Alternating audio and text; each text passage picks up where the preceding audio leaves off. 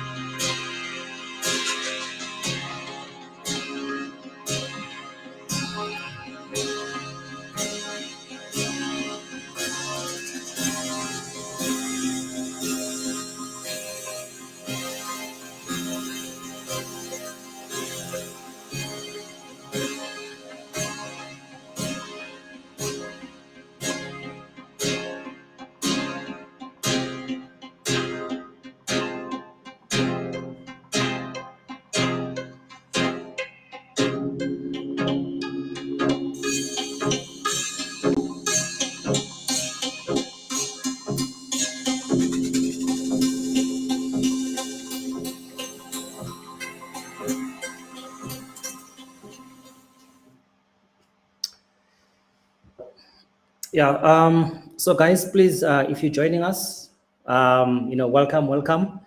And yeah, I want you to, drop your name, the country that you're from, the stuff that you do, whether you're a designer, a software engineer, etc. Yeah, just greet us in the meantime, and just waiting for others to join. We'll start shortly.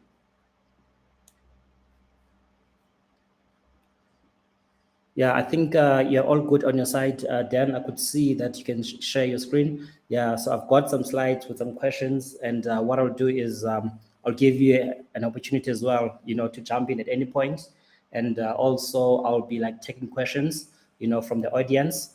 So yeah, I mean, basically, I just want to make an announcement before we begin, and then I'll ask you to introduce yourself, and then we can talk about design system in general, some questions, and then also I want us to spend a bit of time to talk about the course, and and if you're listening and you're interested in doing design system course, please drop us a message.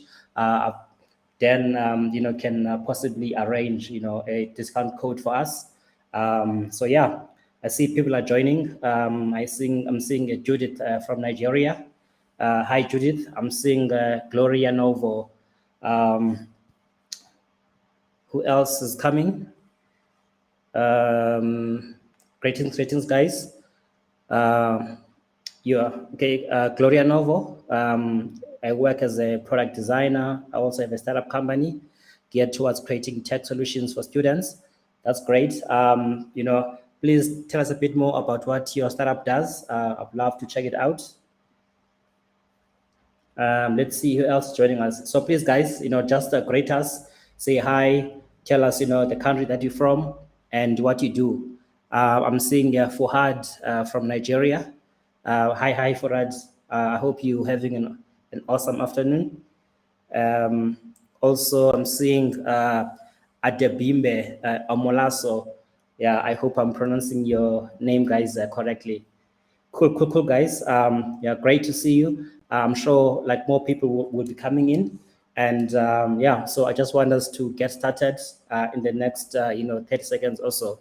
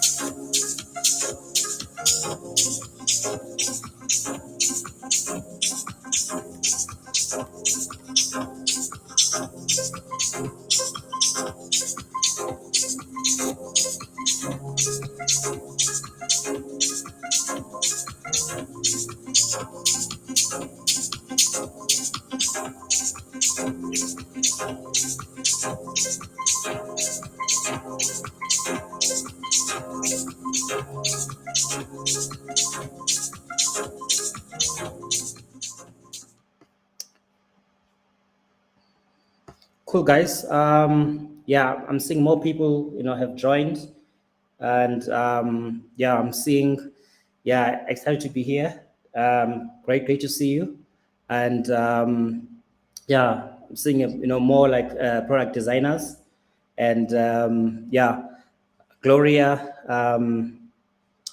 Easy motivation. We'll definitely check it out and see what that does. Seeks to create the ideal student experience, to develop tech solutions, etc. Awesome, guys. So yeah, if you're joining us, please just greet us. Tell us, which country you're from, what you do, etc. And yeah, so I want us to start now. And yeah, so greetings to everyone. And I know some people are joining, via LinkedIn, some are using, Twitter, and some are on YouTube. Just drop us your messages. Yeah, and as we go through the design systems content with Dan, and we're gonna do it like a Q&A format. Please, shoot your questions, And towards the end, I'll basically be displaying your questions that Dan can answer. Cool. Yeah, and I hope we're all good. And yeah, so what I want to do is there's some like few announcements. There's a big news that we need to announce on the 17th of May. We'll probably share a bit of that sometime. And yeah, and the other thing is we do have a big session coming up next week. NetBank is going to be us. We've got Roxanne Lee Robbins from Johannesburg in South Africa. She's a design strategy lead at NetBank. She'll be talking about design jobs and the design culture at NetBank. So yeah, anyone who wants to join NetBank, it's a company that has got an African footprint. So yeah, looking forward to that. It's next week on Wednesday, 4 to 5 South African time. The details are there. And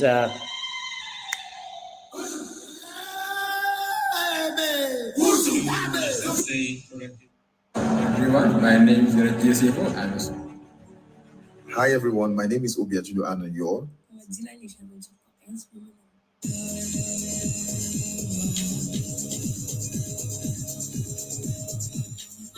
I included the marketplace first. Then you can move on with it To make it more accessible.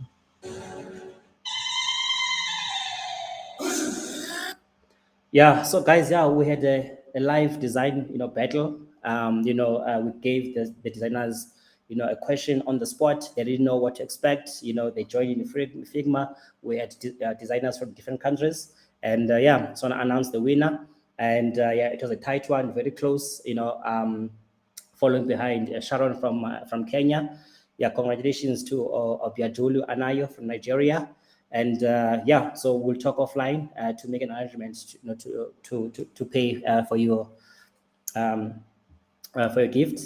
So yeah, so now what I want us to do is to actually talk about the reason why we're all here.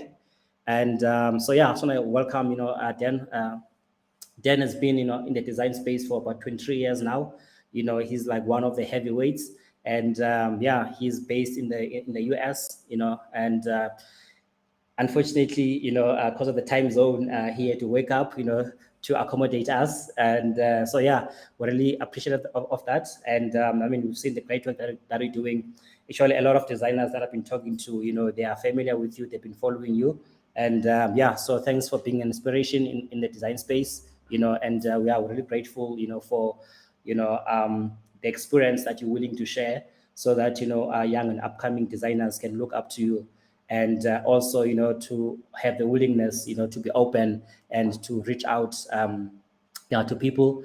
So that is like, the kind of leadership that we need in the space. And we're thankful to have you. And so what I'll do is I'll just, give Dan a bit of time just to talk about himself. We just want to know you a bit personal, before we talk about design systems. We want to know, who is Dan and what are you about? Just a bit of a background, just so that the audience understands you. Thanks. Yeah, of course. Thank you for having me. Thanks everybody for joining. I appreciate it. My name is Dan Mall. I live in just outside of Philadelphia, Pennsylvania, in the U.S. That's on the east coast of the U.S. It's about 8 a.m. for me, which is not too early. It's usually when I drop my kids off to school, get them on the school bus. So you might see my daughter walking out in the background with my wife. I am married. I met my wife when we were both in 5th grade. So we've known each other for a long time and been good friends for a long time. And we have 2 daughters. We have an 11-year-old and an 8-year-old or 9-year-old. She just turned 9 2 days ago. So I'm not used to saying 9 yet. And so I work at my house. Up until a few weeks ago, I used to run a design system consultancy called Super Friendly. I ran that for about 10 years. And prior to that, I used to run design at a bunch of different digital agencies and web agencies in Brooklyn, in Philadelphia. And in the last 10 years, the work that I've done with Super Friendly has been consulting with lots of companies on their design systems. And so I think that's the topic of the day, is doing design system work. And I know we'll get to that, but some more personally about me, the reason I like doing design system work, because I think design systems are a good way to get people together, and need people to work together, because there's not one person that can use a design system. A design system isn't just a thing that a designer can use, or an engineer, or a writer, or a content person. It kind of requires everyone to work together, and that's the thing that I've loved in my whole career. I like working with teams. I like working with people. I think that's the most interesting part of the job. So I tend to work on lots of things. I tend to gravitate toward things that are about people and about making work exciting and fun and easy for people to do. I think that we're really lucky to be in a space where we can sit at computers all day and make things for other people as designers and as engineers. So I really enjoy those kinds of things. I have 2 dogs. You might see them walking around in the background too. I've got a little Yorkshire Terrier. He's around here. And then that's fine. That'd be great. You can just even point the camera at them. If I mean they're like running under my desk too. So you might see them in the background somewhere. But that's a little bit about me, and excited to join you all here. Thanks. Sure, man. Sure. Thanks a lot. Yeah. So I mean, I'm seeing a lot of people, have joined now, and so guys, this is a live stream, so you can immediately, watch it via LinkedIn, YouTube, or Twitter, after this, in case you've missed the intro. Yeah. So now that we've got a bit of an idea of who you are,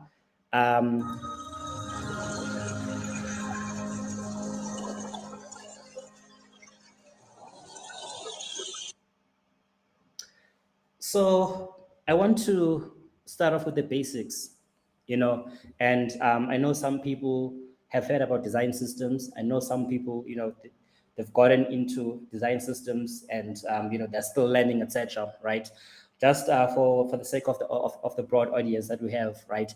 I just want us to, I want you to share with us, right? What is design systems, and share your own definition, and how has that definition evolved over time?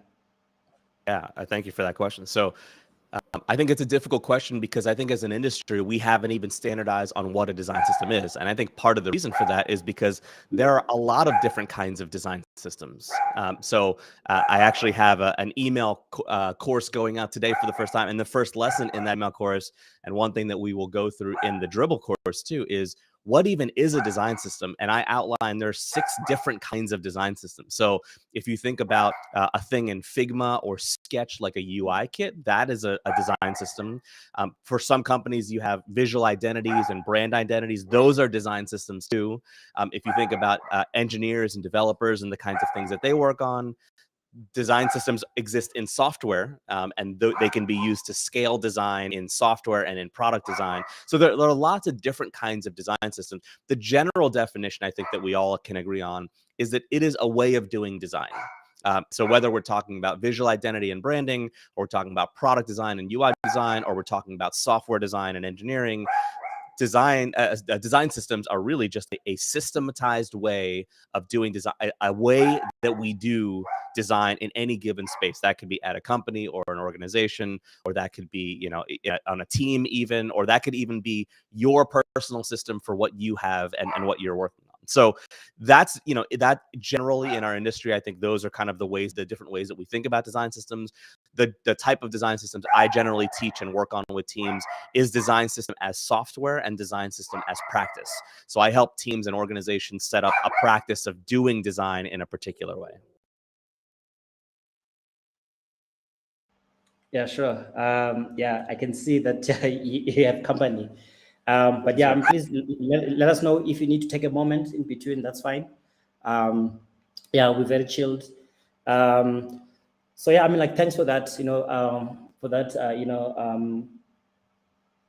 Insight, from your experience. And I know, we often have our own definitions, as we get to understand a certain space, as the space evolved, etc. right?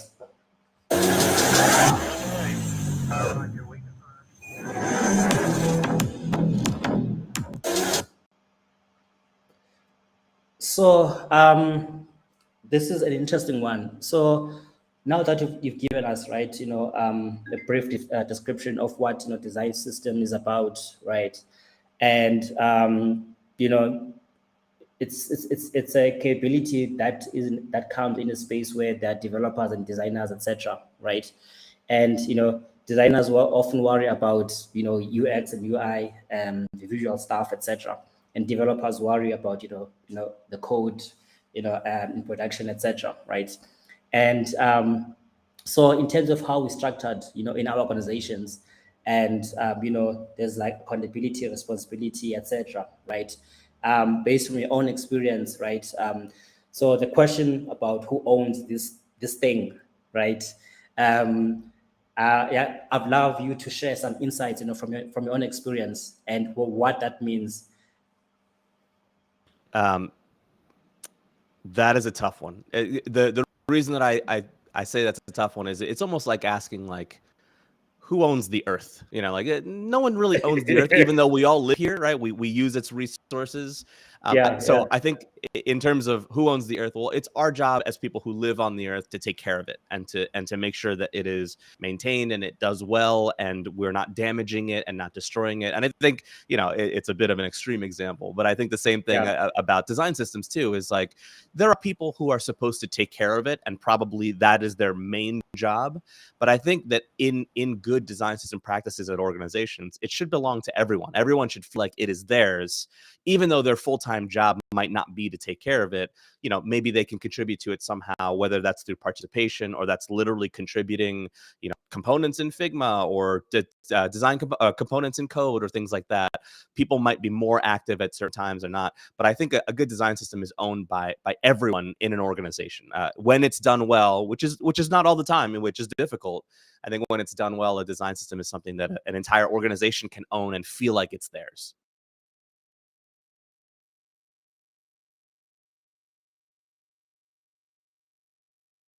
Oh, sorry, I think you're muted. Oh, sorry. Yeah, thanks. Yeah. I'm seeing your questions, guys. Please, keep them coming. And at some point, I will ask Dan to respond to them. So yeah. So some designers, see, design system as a threat, to creativity, and it's really about the interpretation and the understanding, right? And so often there's a question about when do we create new stuff, when do we need to reuse existing stuff, etc., right? And if we already have stuff that's being done, and there's this like new cool stuff that we think we can use, it would be great, but we've got everything else that exists, right? At what point, because if you introduce this new thing, everything else will look different, etc., right? It can be difficult to obtain the a consistent experience, etc., right? So yeah, I mean, again, the question is like, how, as I said, some designers, they see this design system as a threat to creativity. And how do you feel, and what's your thinking about that? So one of the things that I teach teams a lot is when I'm working with them on design systems, I try to teach a principle that I call tools and rules. And I think that whenever there's an ecosystem of a way of doing things, a connected way of doing things, which is a broad definition for a design system, I think that the tools have to be balanced with the rules. When those things get off balance, I think is when it gets really tough. So if you have a lot of tools, I think you need a lot of rules to go with them. If you have a little bit of tools, I think you need a little bit of rules to go with them. When you have a small tool with a lot of rules, that's when things get really tough, and vice versa. When you have a lot of rules and, when you have just a few rules but a lot of tools, that becomes tough too. So I like to see those two things in balance. And a design system is a tool at its very basis. But I think what happens at organizations and at companies, or even just with teams, is that teams try to put a lot of rules around just a small tool, right? So they say, we have this small tool of a handful of components, but you have to build everything or design everything with the design system. And to me, that's an off-balance rule. The rule is too overreaching for the scale of the tool at that point. And so even at a big organization, when some teams and design system teams say like, you have to build everything off a design system, well, that rule is too big for the tool that it goes with. And I think that's the kind of thing that becomes a threat to creativity, is when the rule is off balance from the tool. Then you get people going, well, I'm not going to use that because then I'm just using stuff out of the box all the time. Where do I get to be creative? So one of the rules that I give to teams with a design system is I give them a starting point of saying 80-20 is where you should start. You should at maximum be using your design system for 80% of the work that you're going to do, and leave open 20% for you to do new things. Because if you don't get to do new things, there's nothing to contribute back to the system. Right? If you're just always using the system, the stuff that's in the system already, well, where do you come up with the new stuff that should go in the system? You never are able to do that. So that 80-20 rule, I see give a lot of freedom to teams, as they're thinking about how to use a design system. They go, oh, okay, like that 20%, that's where we can really be creative. And that 80%, so to the question on screen, when do you create new stuff? 20% of the time. And when do you reuse existing stuff? 80% of the time. And that tool, I think, that rule, I think, is a balanced rule that goes with, a design system that some teams might have. Sure. No, thanks for that. Yeah, thanks. Guys, as I said, I'm seeing your questions. Keep them coming, and I'll select them at some point. So, what level of documentation is good enough, and what challenges have you faced? So, lots of challenges around documentation. I think part of it comes with just the idea of what design systems teams think their job is, or people who are working on design systems. I think a lot of people who work on design systems think their job is to define standards for everybody else, right? I'm gonna create the best button component or the best card component, and I'm gonna document how it should be used.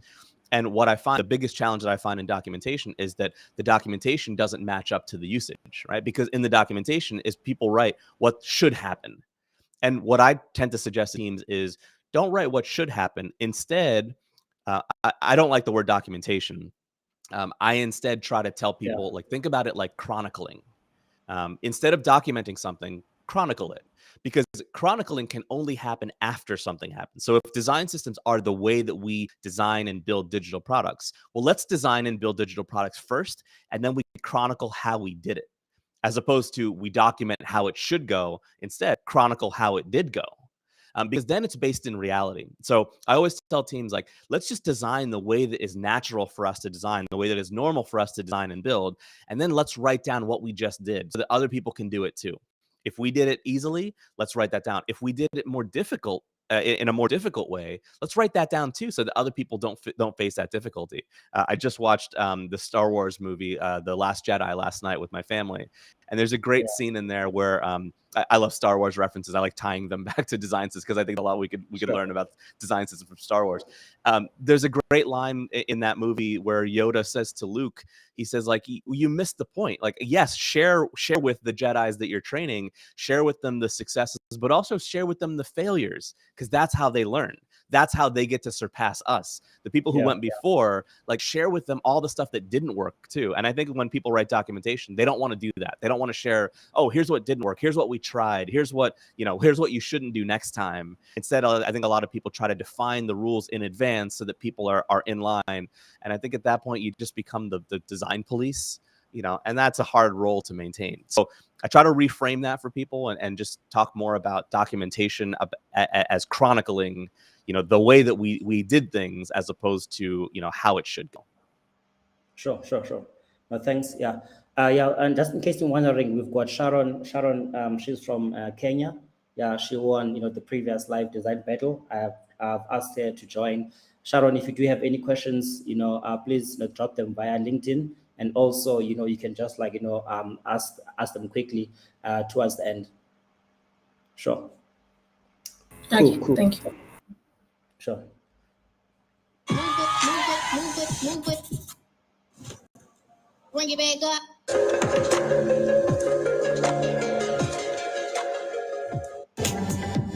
Because the more we learn, the closer we get.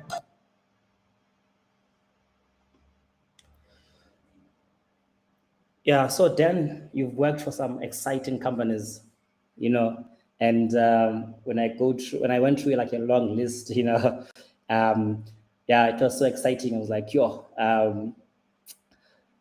it was a bit difficult to choose which companies, I would want, to say Dan has worked for. And yeah, I mean, when you mentioned, like Google, Netflix, Amazon, etc., right? Those are like well, like respected, companies in the space. And yeah, so the big question is, when you work for these companies, because we often assume that, they pretty much like know a lot of things better than everyone else. That's the big assumption. And yes, we people, we can work for different companies, etc. And the guys have done some amazing work. And obviously, it's hard to see, what mechanism is being employed behind the scenes, when you just see, the interface, right? Is there like a lot of mess behind the scenes because everything else seems like it's in order, right? From a lens of a customer, right? And I mean, having worked for these like big companies, right? Um, I would love to, ask you to share some of the challenges that you faced, and what lessons have you learned from them. Yeah. Yeah, so I just started consulting with a new company this week. Just yesterday I started, and just going into that, I've worked on lots and lots of design systems, but every single time I have this oh, am I even good at this? Am I going to be able to help them? Like all of that stuff. And what I'm Yeah. reminded of as soon as I met with the first person I was meeting with, I remembered like, oh, they're people too, so it's really easy for me to be intimidated by like, oh man, it's Nike or it's Netflix or it's Google or it's all these companies who have these big names and big products and things that I admire, and I remember that they're people. There are things that they are awesome at, and then there are things that are hard for them too. And those are the places that we can help each other. And so that's one of the big lessons that I've learned that I'm always reminded of, even though I forget every time. I'm always reminded that like they're people, they're good at stuff, they're bad at stuff, just like me, just like everybody else. So that's definitely one. And then another thing that I'll share that's common, I think, across a lot of the organizations that I work with, is that they often do the same things that everybody else does, which is they want their design system to look like somebody else's, right? And so, when I'm working with Google, they want their design system to look like Shopify's, and when I'm working with Shopify, they want their design system to look like Netflix. And so we're always like admiring these things from afar because, like you said, Yeah. we don't know what is like behind the scenes. And a lot of things that I try to encourage everybody that I work with, in this chat, in every time I'm talking about design systems, is like try to build the design system that is right for your company. And that's going to look a little bit like material design, sure, and a little bit like the Salesforce Lightning design system, but it's also not going to look like those things in some ways too, because the things that your company faces, if you work for example, a banking company, well, your design system is going to look different than for an entertainment company. It has to. Otherwise, if it's not going to, then we should all just use material design, because material design is awesome. But material design is awesome for a particular thing, and so if your company doesn't specialize in that thing, it's going to be an awkward fit. And so one of the things I'm always reminding folks and reminding myself of is that we want to build a design system that is right for us, that helps us, our organization, our team, our company do what our mission is, because we have a very specific mission. That's why our company or our team exists. And so what's a design system that'll help us? Does our design, like I've worked on design systems that don't have buttons because they don't need buttons in their design system. They need tables more than they need buttons. So they don't even worry about buttons. And with the large companies especially, I think there's a big temptation to want to do everything. Like our design system has to do every single thing. And one of the things that I've learned in working with big companies, especially companies that have had design systems for many years now, 5 years, 8 years, what they're doing, what a lot of them are doing, is they're taking components out of their design system because they're realizing that they can't, even though they have a giant team, they still can't support 200 components in their design system very well. So they've learned, well, if we cut back to 50 or if we cut back to 60, we can actually do a really good job of supporting those 60 components, and everybody else that's working here can take care of all the other stuff. But we're gonna focus on the 50 most common things or the 20 most common things, and that makes the workload lighter. It makes the level of support higher and more thorough and deeper, and I think there's a lot of good things that come from that. So, the last thing I'll say here about that is, one of the big lessons learned for me is you don't have to do everything. Pick a handful of things and do them really well. And I think that can make for a very good and successful design system. Yeah, sure. Thanks. I'm just wondering, right? The small companies, the small companies versus the big corporate companies, right? Have you found yourself taking a slightly different approach, or size relevant? Yeah, I think it is. Yeah. So design systems are tools for scale.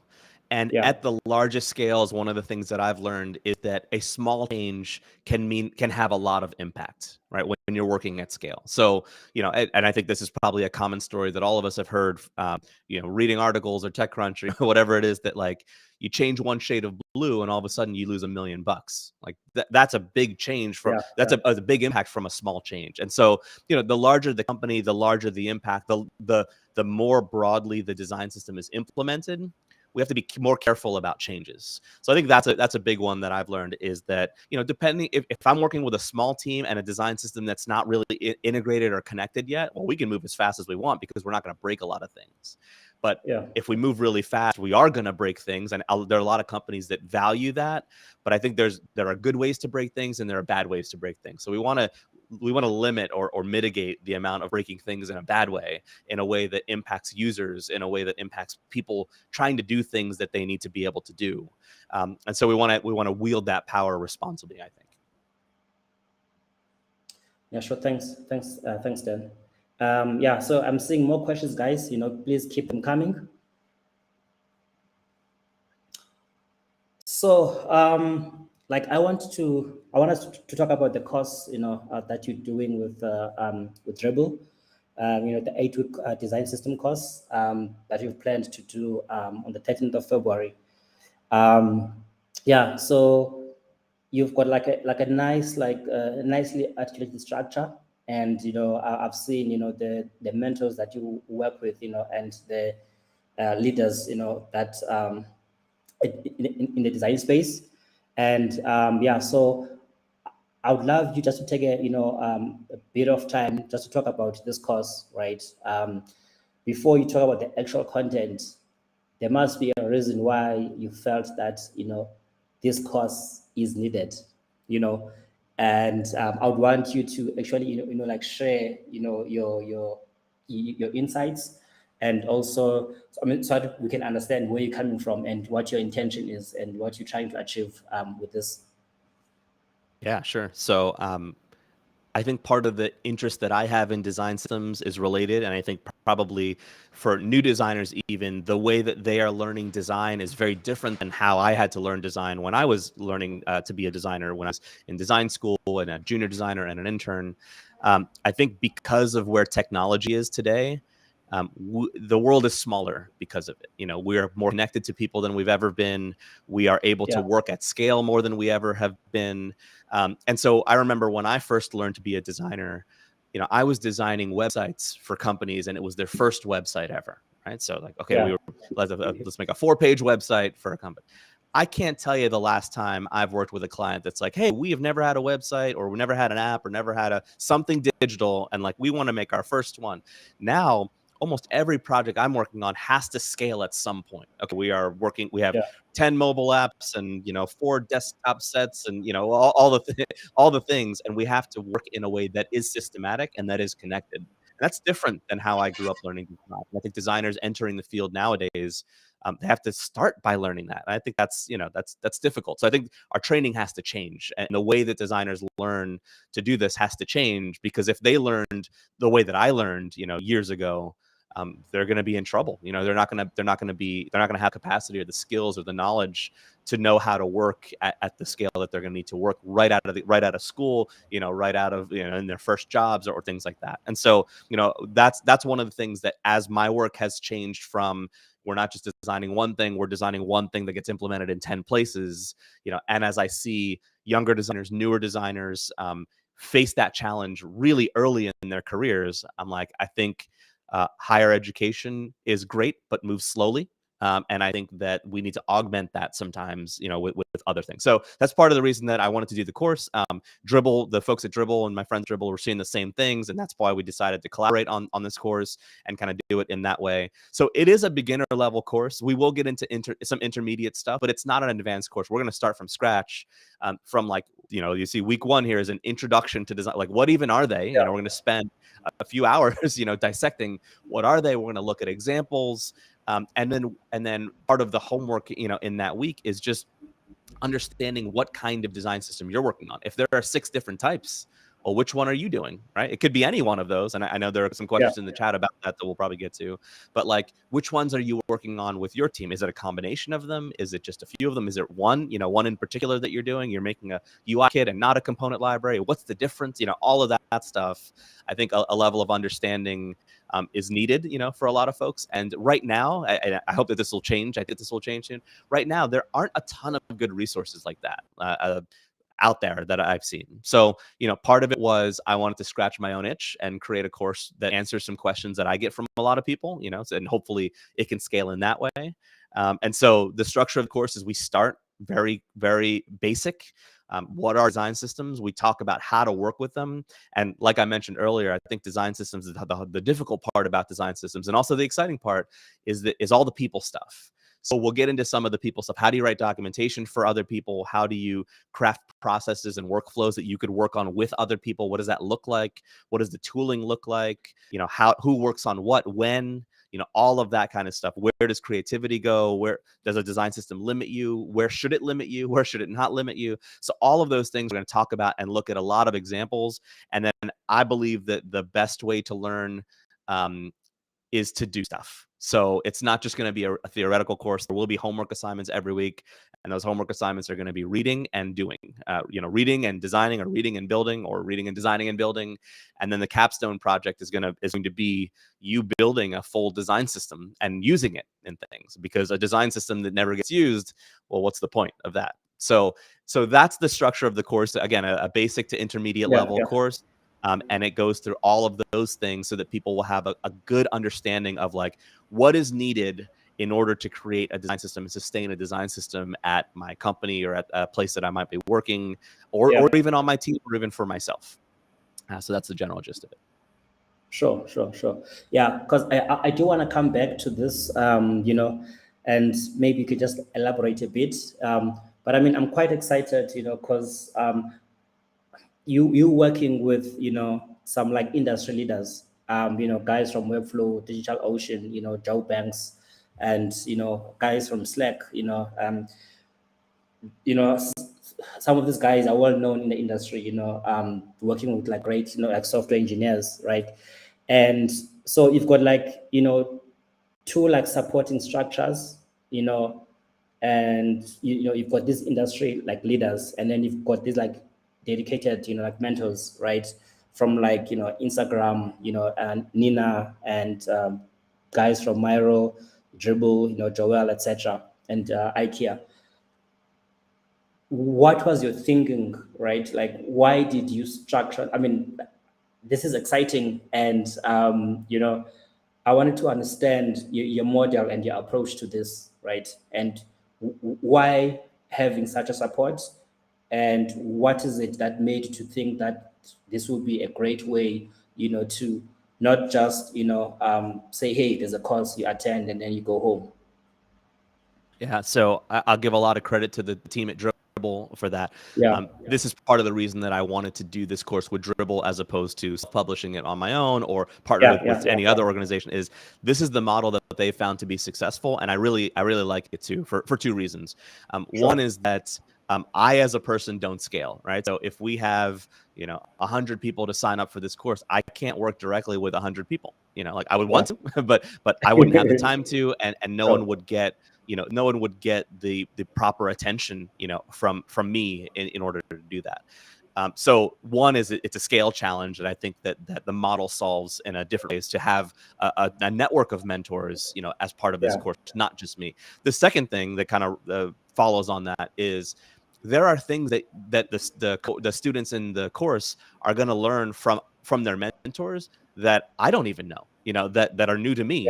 And so that's part of the other reason is that this course should be about a network of learning, not just like all the stuff that Dan knows. Of course, I'm going to share the stuff that I know in the course, but every week students will be assigned a mentor, and they'll have a mentor that they can work with directly.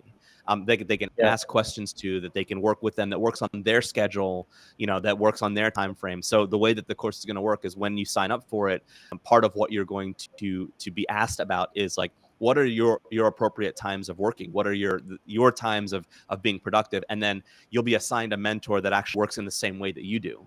And similar in skill set too. So, there are things that I don't know about code, or there are things I don't know about Figma. A lot of your mentors are going to. Joey Banks is a really great example, right? So Joey is one of the industry experts that we're going to have. Like, Joey is such a whiz at Figma. Like, and some of the stuff he does, I'm like, what are you even? I don't understand what he's doing. And I think the students will get a lot of benefit out of that kind of stuff that they're not going to be able to learn from me, because honestly, I just don't know it well enough. And so I think there's a lot of stuff that the mentors and the industry experts will augment, and also be able to teach that I'm not teaching, that I will benefit all of the students in the cohort even more.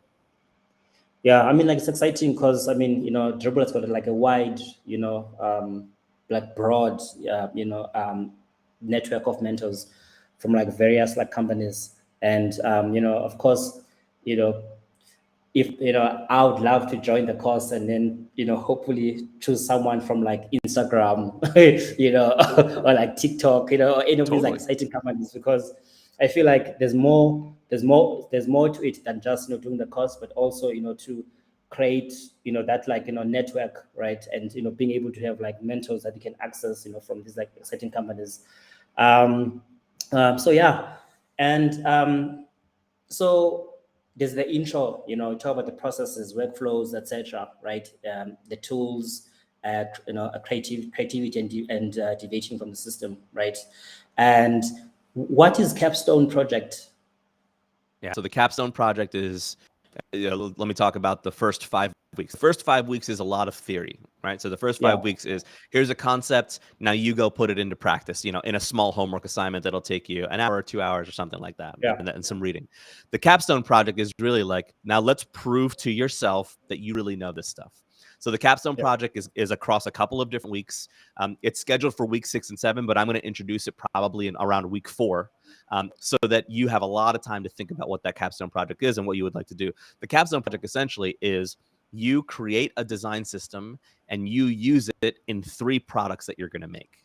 So it's a lot of work. Right. And then what's going to happen is I'll introduce a change later on, because in my opinion, the most valuable point of a design system is when things change, right? When there's a rebrand, or when there's a migration, or there's a content migration, or there's a new platform being integrated, or something like that. And so we're going to introduce a change, and then we're going to see, how well does your design system hold up? What happens when the colors change and the typography changes? Does your system make it easy to change that? Or do you have to go back and change a bunch of stuff in order to do that? So, the Capstone Project is really testing your ability, and, it's not testing it to anyone else other than yourself, that you know how to do this. And it'll prove to you that you know what you're doing in design systems. When I meet, you asked about the larger companies that I work with. A lot of those larger companies, they'll when I work with them, they go like, are we the only ones doing this? Because they don't know. Like, the people at Google don't know what the Instagram team is doing. And the people at, Netflix don't know, because they don't work there. They work on their own design system. So they don't know what other people are doing. And so a lot of things that they ask me is like, is this normal? Is this how people do? Like, do we just have a weird way of doing this? Is everybody else doing this differently? So that's what the Capstone Project is designed to teach, is to give you the confidence that, like, I know what I'm doing. And look, I've proven it. I've proven it to myself, and hopefully give you the confidence to be able to prove it in a job interview or in a request for a promotion at your current job or with clients or something like that. So that's what that capstone project is really designed to do, is just give you the confidence that you know what you're doing, like, because you have a provable, workable design system that accommodates change really well. Sure. No, thanks a lot. Yeah. And so also, I thought this is great to talk about this because I know, we're chatting offline, and you were quite keen, to support us to actually, get some, discounts, to Dribble. And this is something that I actually want us to push. And please, guys, if you have a strong interest, doesn't matter which country you're from, doesn't matter which company you're working for, and, we can set up a group, and as a collective, we can actually get the discounts. Because I know some companies, you might have maybe like one or two people that, might be keen, or the company can afford to pay for this. So yeah, I know there was a question about the price, which I'll bring it up on the screen. But I think as a collective, if we can have like a huge number of designers who can sign up for this, we can definitely try to get a good deal. So yeah, I mean, like the details of the course and the link, is there. And yeah, so please just let us know. And yeah, we'll take it from there. I think, this is a great opportunity for us, to have this African design community. And it's not just about designers, software engineers, that are interested, UI and UX designers, motion graphics designers, etc. That want to tap into the space, and the people that want to transition, from maybe from a very technical background, into the space. So it's a great opportunity, for us to collaborate.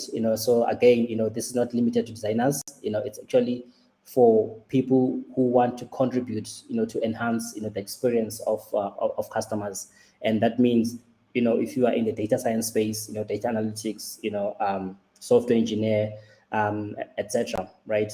We can all, come together and, hope to get a really good discount.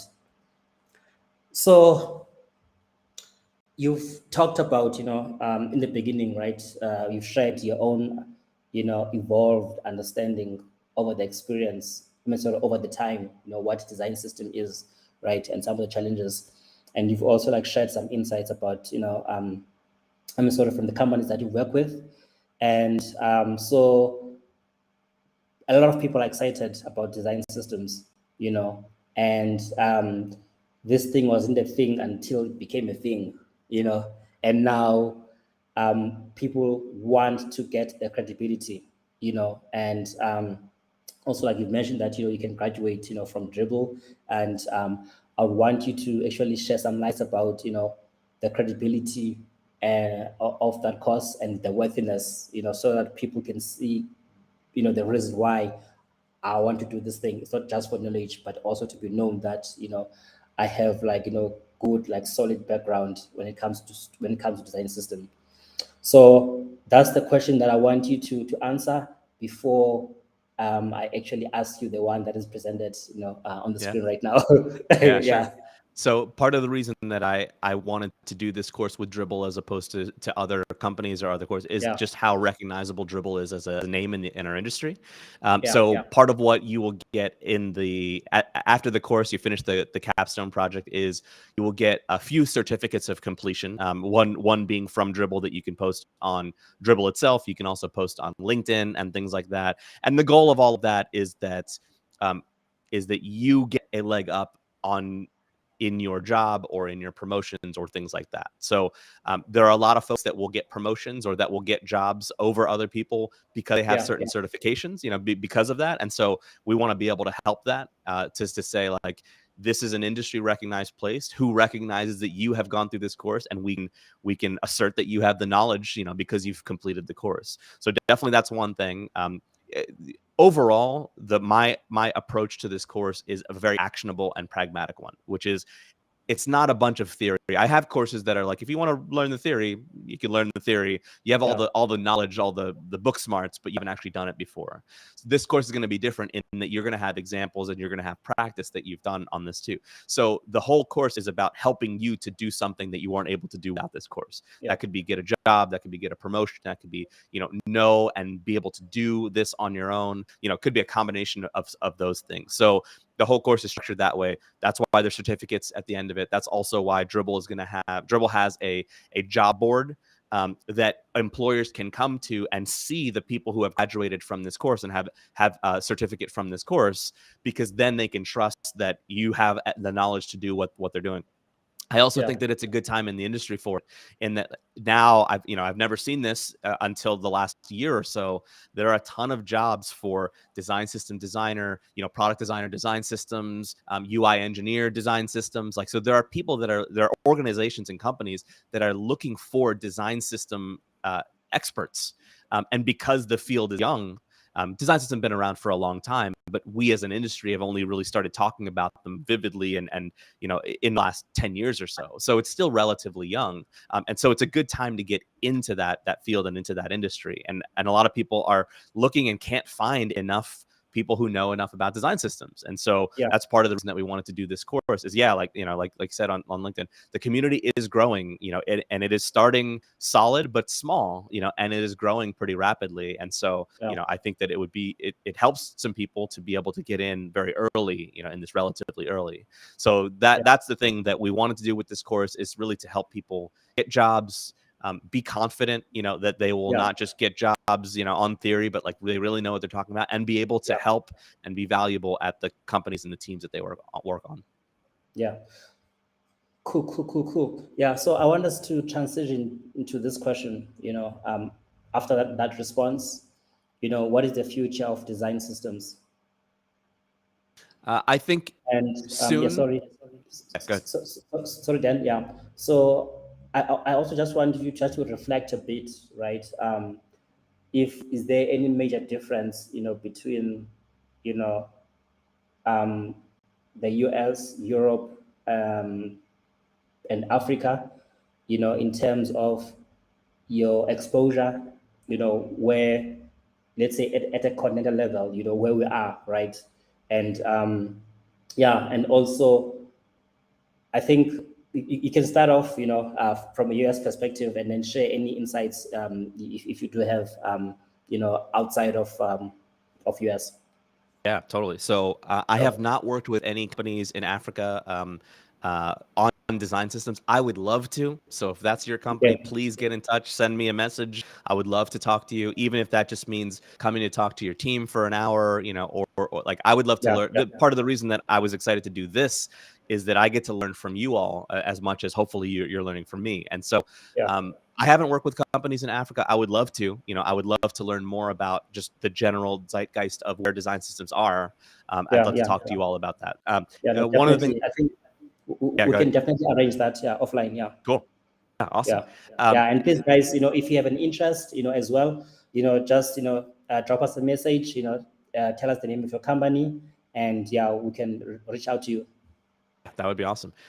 In terms of the US, there are a lot of companies that have very mature design systems that have had them for 5 years or 8 years or 9 years. I think the material design team at Google is going on maybe 10 years, or if not more than that, that they've been working on that design system. So there are very mature design systems, definitely with US companies. Not all US companies. I would say a top maybe 10% or something like that.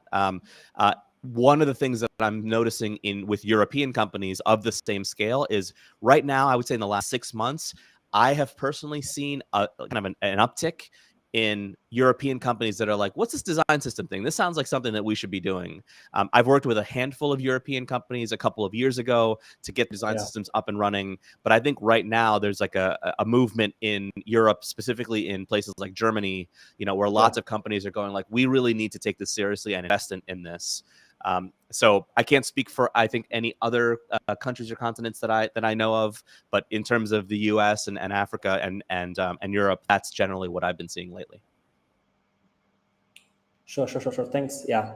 So what I want to do is, there are some questions, and I want you to, briefly try to respond. And I know you probably won't have the time to do justice to each question. Yeah, but what I'll do is I'll just like display, some, few questions, and yeah. So guys, please, forgive me if I don't show your question. But what I'll do is like I will try to randomly select some questions and take it from there. So the first one is from Sharon Chapco Edge. Is there a major difference between design systems, UI kits, component library, and style guides? This is also a question that Genilwe asked as well. There are major differences between them. I would say in general, all of those things are design systems. A UI kit is a design system. A component library is a design system. A style guide is a design system, kind of. And I'll qualify that to say systems are connected. So UI kits are connecting some design files to other design files, right? And you do that in tools like Figma through things like shared components and libraries and things like that. The idea being, if you want to change something, you can change something in one place, and then that change cascades to other things. That's what the connectedness is. Component libraries are the same thing, but just in code. So all of those things are design systems on their own. They also can fit into a larger thing of a design system, right? Which is a software or a practice at a company, where if that's the kind of design system that you're working on or trying to shoot for, then a UI kit is part of that design system. It isn't the whole design system. A component library is part of that design system. It isn't the whole design system. The reason that I qualify the style guides thing is usually style guides come in the form of a PDF, right? Or maybe an online style guide that isn't really connected to anything else. If something changes in the style guide, well, that doesn't mean that it's going to change in the app or on the website or in the brand or anything like that. That has to be manually changed. So the connection in a style guide is less so, at least in a traditional style guide, than I've seen in UI kits and component libraries, which is why I think of it less of a system, or less as a system, than some of those other things. Okay. Sure, thanks. Let me just pick a question here from Amrita Prasan. For design system teams of one or few, what are the ways in which the designer can mobilize the larger product team that comes with team members with various levels of comfort and knowledge around design systems? It's a good timely question. I just started some consulting with a design system team of one yesterday. And so one of the things we're doing at first is just trying to activate and also set expectations for other teams. So a design system team of one, that person often gets really overwhelmed because there's just so much to do. So one of the first things that I often tell that person is like, pick a handful of things. What are the most important things? So there's a lot of auditing that probably that person's going to have to do, like looking across the organization and saying like, what are the most common design challenges that we face? What are the most common engineering challenges that we face? And then I'm going to pick the top 2 or 3 of those to focus on the next quarter. And then telling people that, hey, for the next quarter, I'm working on autocomplete. That's the thing that I'm going to get done. And then if other people want to join you in that quest, they go, okay, if you're going to work on autocomplete, well, then we'll work on, whatever, drop down or select menu or whatever the thing is. That's a way that you can rally people, because by establishing what you're doing, you're also establishing what you're not doing. And I think that's important too, I think it's important to say, okay, I'm a team of one. I'm not going to solve card in the next 6 months. So if anybody needs card, don't ask me about that, because I'm going to be focusing on this thing. You're on your own for card, do whatever you want. And that's okay. I'm okay with that as a design system team of one. I'm okay if there are a couple of different cards in our organization, because next year we're going to work on card. So for design system teams of one or of just a few, I would suggest really scoping down your work to something that you can support and support well, and then communicating about that as early as you can. Sure, thanks. Question from Lewi Haile from Kenya. How do I use the design system while working for a software company, since we do not have our own products and constantly wait for clients' projects? Is it necessary for me to establish a design system for each project or product in this case? Yeah, so this is a bit of a nuance for agencies or for any company that does client service or client work or things like that, I don't think of those as design systems. I think of them more as templates or boilerplates. And the reason is because when you hand it off to a client, you're done with it. You actually don't want it to be connected back to your system unless that's the service that you offer. Usually, when I ran my agency and when I've worked for other agencies, we make a thing for a client and then we give it to them. We actually disconnect it, or if you want to use Figma terms, we detach it from the original source. So in that way, it's not a system because it's not connected anymore. It might be a system at first, but because it's designed to be detached, I think of that less as a system and I think of it as templates. So templates are valuable. Boilerplates are valuable. Things to start from are valuable, but I think of that as a little bit different than an actual design system that over time gets maintained and maintains the connection to the original source. Sure. No, thanks. Let me pull up another one. From Sharon. If you have created a design system, then when the developer codes, they don't follow the design. How do you address that? The dev focuses more on the functionality than aesthetics. Yeah, thanks, Sharon. This is an important question. This is the reason that in the course on week 2 or 3, I think it's week 2, we focus on process and workflow. Because this question assumes something. It assumes that the designer is supposed to start first and the developer is supposed to follow. And if that's the case, then this is always going to happen. Then the developer essentially either has to be as good of a designer as the designer is, or has to be connected to the designer, as very closely. Otherwise, they are going to focus more on functionality than aesthetic because that's their job. So what do I teach? The reason that I teach in week 2 process and workflow is we develop a workflow where the designer and the developer work together at the same time.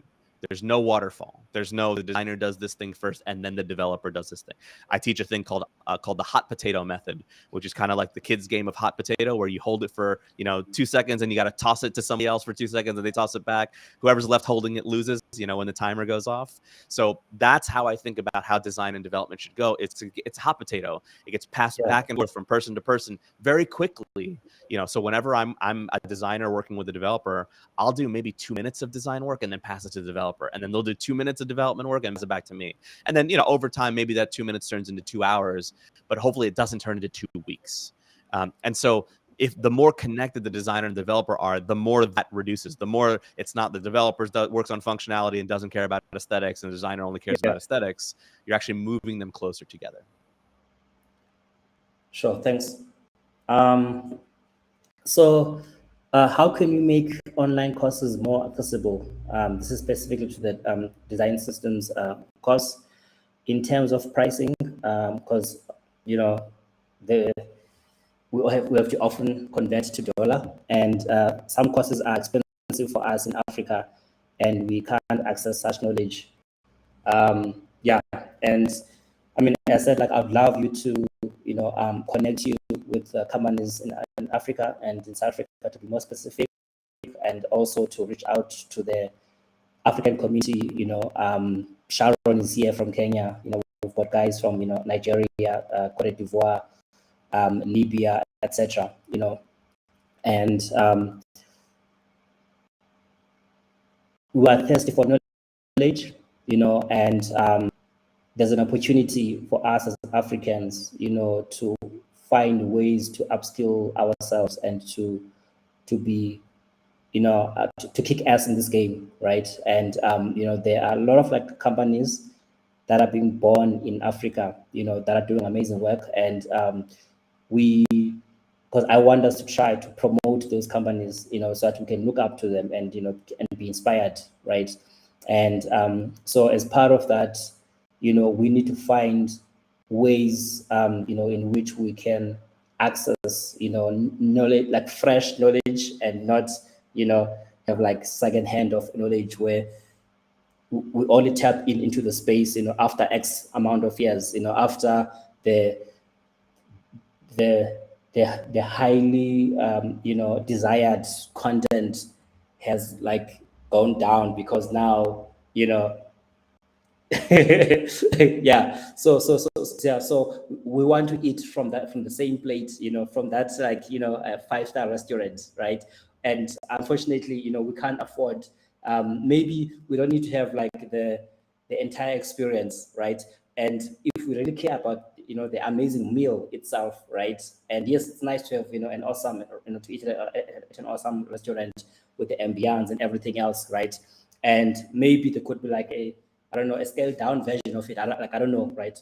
I'm just I'm trying to rephrase the question so that we also need, so we can be open in terms of meeting you halfway, right? And at the end of the day, right, you also need to, make a living out of this, and we also want to upskill ourselves. I think it's a really important question, and I think it's a tough question. That's part of the reason that I was excited to do this. Is Yeah. I'm a very as a person who lives in the United States, I'm a very ethnocentric person, which is like I think about my country because that's what's in front of me, and I don't know much about any. So like I don't know what's affordable or not, and I need to, people like me need to learn about those kinds of things. And I am lucky and fortunate that there are people who would volunteer that information to me, like as I'm seeking it out. I just learned recently about purchasing power parity. I'd never even heard that phrase before, right? And like, shame on me for that. But that's a thing that now that I know about that, now and people like me have responsibility to go, well, let's implement that, so that so that it's not like, well, yeah, we can give you like a scaled down version of it. No, let's eat from the same plate. Why not? Why wouldn't we be able to do that? So I think the onus is on me and on people like me to be able to do those kind of things and to implement them and to literally not gatekeep around that stuff, and I know what I'm saying is easier said than done, for a lot of folks, but I think like that's a thing that I want to, like, now that I know about it, I'm like, well, I'm going to implement that in all of my products and all of the things that I do, and to have models of how that can be successful, for folks. So I think that a lot of that is leading by example. I don't have a lot of examples of companies that are doing that, so I'm like, I don't know how to do that. So that, I think, to me, it starts with conversation, and it starts like, well, we got to just do it, and see how it goes. I wish I had a better answer than that, but that's part of the reason that, like, with the Dribble team, again, I'm excited to do it with them because they agree with that, and they say like, yeah, let's figure out a way to make this as accessible to as many people who want to access this as possible, whether that's group discounts or whether that's purchasing parity or, a bunch of other techniques that I'm not aware of and need to learn more about. I think all of those are important things that honestly people like me are ignorant to, and that's what holds it back. Yeah. No, I mean, like, thanks for that honest response. And it's an opportunity, for us to reflect on that. And I will definitely, reach out to the community. And Sharon, I'm going to ask you to reach out to the guys in Kenya, and Louis as well, Obia Julie from Nigeria, and everyone else from Cote d'Ivoire and the rest of the African countries. And I think because we can come in numbers, the community is growing, and there's a lot of support, and this is the power of, like, collaboration beyond the brands that we're working for, so that we're not like financially limited by the resources of the companies that we work for. Yes, although it would be great, to have support, and I will also like reach out, to the company that I'm working for, and then see, if there are opportunities, for us, to make this happen. Let me say thanks a lot. It's been a great session. And this is an exciting topic, and we had a chat, last week, and then we're like, hey, let's make this happen, in a very, very short space of time. But I'm glad, that you had the willingness, to give us your time, and to also, because of the time zone, but to avail yourself. I'm sure your dog is barking because it needs your attention. But So Dan, thanks a lot. I would really appreciate the time, and we'll talk offline, and I will also like do my best to reach out to the community, and hopefully we can do something. And I'm assuming that the course that you're planning won't be the last one, and I think it would be great to also have an idea of the lined up courses. I know there's this one coming coming up in February. If there are any others, so that we can work ahead of time, because I know, especially the corporate companies, they need to plan around budget, and they need to plan their expenditure, etc. But yeah, thanks a lot, and I really appreciate the time, man. And it's been great. Thank you. It's truly my pleasure. Thank you for inviting me. I learned a lot from all of you and the questions that you asked. Like I appreciate it. So thank you for having me. And yes, I hope this is not our last conversation. As we would love to figure out a way to work with you all more. That would be great. Sure. No, definitely. Yeah. Thanks a lot, man. Appreciate it. Thanks. Thanks, everyone.